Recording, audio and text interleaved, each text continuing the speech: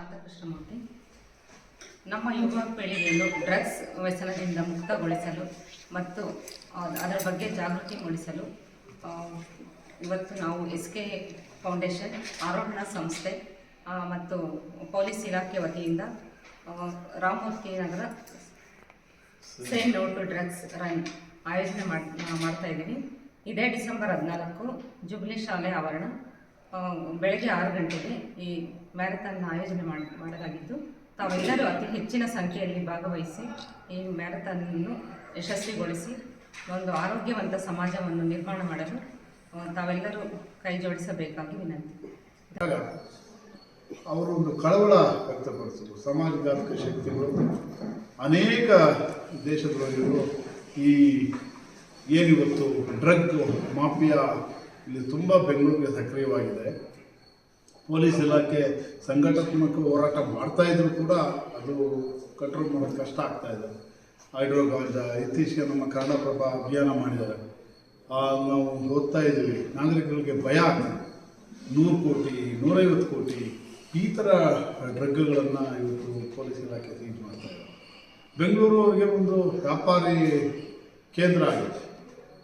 So ಎಲ್ಲೂ ಇವತ್ತು ನಮ್ಮಲ್ಲಿ ಸೆಷನ್ನಲ್ಲೂ ಕೂಡ ಇದರಲ್ಲಿ ಪ್ರತಿಧ್ವನಿಸಿದೆ. ರಾಜಕಾರಣದಲ್ಲೂ ಕೂಡ ಆತಂಕ ಆಗಿದೆ. ಹೇಗೆ ನಾವು ಯುವಶಕ್ತಿನ ಕಾಪಾಡ್ಕೊಳ್ಳೋದು ಅನ್ನೋ ವಿಚಾರ.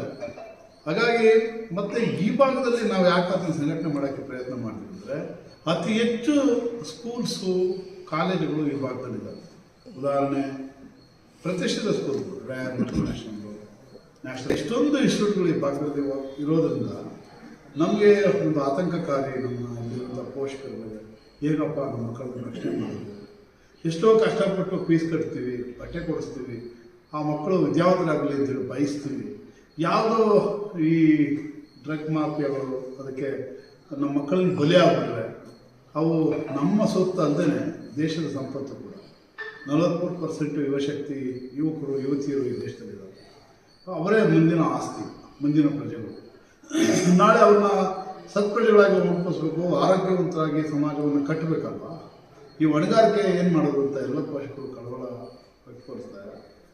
ನಾವು ಇಡೀ ಎಸ್ಕೇಪ್ ತಂಡ ಮತ್ತು ನಮ್ಮೆಲ್ಲ ಕಮಿಟಿ ಮೆಂಬರ್ಸು ತೀರ್ಮಾನ ಮಾಡಿ ನಾವು ಯಾಕೆ ಎಲ್ಲ ಶಾಲಾ ಕಾಲೇಜುಗಳಿಗೆ ಹೋಗಿ ಖುದ್ದಾಗಿ ಈ ಒಂದು ಅವೇರ್ನೆಸ್ ಪ್ರೋಗ್ರಾಮ್ ಮಾಡಬಾರ್ದು ಅಂತ ಹೇಳಿ ಯೋಚನೆ ಮಾಡಿ ಪೊಲೀಸ್ ಇಲಾಖೆ ಜೊತೆ ಮಾತಾಡಿ, ಪೊಲೀಸ್ ಇಲಾಖೆ ಭಾಳ ಸ್ಪಂದನೆಯಾಗಿ ಅವರು ಒಪ್ಕೊಂಡು ಅಪ್ರಿಷಿಯೇಷನ್ ಮಾಡಿದ್ರು.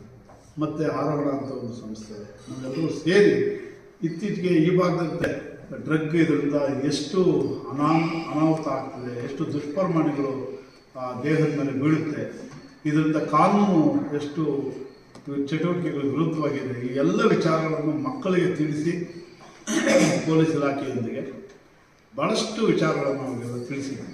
ಮಾಡಿ ಅದು ಜಾಗೃತಿ ಅಭಿಯಾನ ಅಂತಲೇ ಮಾಡಬೇಕು ಅನ್ನೋ ಒಂದು ಸಂದೇಶ ಕೊಡಬೇಕು. ಇದು ಎಚ್ಚರಿಕೆಯಾಗಿ ನಮ್ಮ ಸೊಸೈಟಿ ಇರಬೇಕು. ಸರ್ಕಾರ ಕಾನೂನುಗಳೇ ಇದನ್ನು ಕಾಪಾಡೋಕ್ಕಾಗಲ್ಲ. ಪೊಲೀಸರು ತೊಡಸ್ಕೊಳ್ತಾ ಇದ್ದಾರೆ. ಈ ಜಾಥಾನ ಯಶಸ್ವಿ ಆಗ್ತದೆ. ನಾವು ಅವೇರ್ನೆಸ್ ಕೊಡ್ತೀವಿ.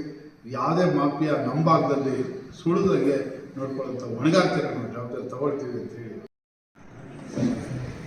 ಈ ಒಂದು ಶಾಂತಕೃಷ್ಣಮೂರ್ತಿ ಫೌಂಡೇಶನ್ ವತಿಯಿಂದ ನಡೆಯುತ್ತಿರ್ತಕ್ಕಂಥ ಈ ಮಾದಕ ವ್ಯಸನ ಮುಕ್ತ ಸಮಾಜದ ನಿರ್ಮಾಣದೆಡೆಗೆ ಈ ಒಂದು ಕಾರ್ಯಕ್ರಮದಲ್ಲಿ ಭಾಗಿಯಾಗಲು ಅನೇಕ ಗಣ್ಯರನ್ನ ಸಂಪರ್ಕಿಸಿದಾಗ ಈ ಒಂದು ಮಹತ್ ಕಾರ್ಯಕ್ಕೆ ಸಂತೋಷದಿಂದ ಎಲ್ಲರೂ ಒಪ್ಕೊಂಡಿದ್ದಾರೆ. ಅವರಲ್ಲಿ ಪ್ರಮುಖವಾದರು ಗಿನ್ನಿಸ್ ವರ್ಲ್ಡ್ ರೆಕಾರ್ಡ್ ಅಂದರೆ ಪರ್ವತಾರೋಹಿಣಿ ಭಾಗ್ಯಶ್ರೀ ಸಾವಂತ್ ಅಂತೇಳಿ ಅವರು ಸೈಕ್ಲಿಂಗಲ್ಲಿ ವರ್ಲ್ಡ್ ಗಿನ್ನಿಸ್ ರೆಕಾರ್ಡ್ ಮಾಡಿದ 2 ಬಾರಿ ಅವರು ಮೌಂಟ್ ಎವರೆಸ್ಟ್ ಪರ್ವತವನ್ನು ಹತ್ತಿದ್ದಾರೆ.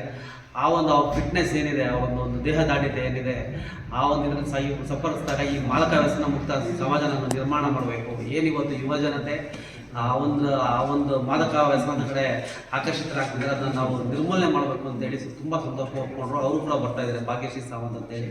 ಹಾಗೆ ನಮ್ಮ ಕನ್ನಡ ಚಿತ್ರರಂಗದ ಖ್ಯಾತ ತಾರೆಯಾಗಿರ್ತಕ್ಕಂಥ ಸಪ್ತಮಿಗಳವರು, ಕಾಂತಾರ ಚಿತ್ರದ ಖ್ಯಾತ ಚಲನಚಿತ್ರ ನಟಿ, ಅವರು ಕೂಡ ಈ ಒಂದು ಕಾರ್ಯಕ್ರಮಕ್ಕೆ ಬರೋರಿದ್ದಾರೆ. ಹಾಗೆ ನಮ್ಮ ಬೆಂಗಳೂರು ಸಿಟಿ ಪೊಲೀಸ್ ಕಡೆ ಇದ್ದ CCB1 ಹರಿಬಾಬು ಕಮಿಷನರ್, ಅವರು ಕೂಡ ಈ ಒಂದು ಕಾರ್ಯಕ್ರಮಕ್ಕೆ ಬರ್ತಾ ಇದ್ದಾರೆ. ಇನ್ನೂ ಅನೇಕ ಮಹನೀಯರು ಹಾಗೂ ಮುಂದೆ ನಮ್ಮ ರಾಮಮೂರ್ತಿ ನಗರದ ಅನೇಕ ಮುಖಂಡರು, DCP ದೇವರಾಜು ಕೂಡ ಈ ಒಂದು ಕಾರ್ಯಕ್ರಮಕ್ಕೆ ಆಗಮಿಸ್ತಾ ಇದ್ದಾರೆ. ಹಾಗಾಗಿ ನಮ್ಮ ಬಡಾವಣೆಯ ನಾಗರಿಕ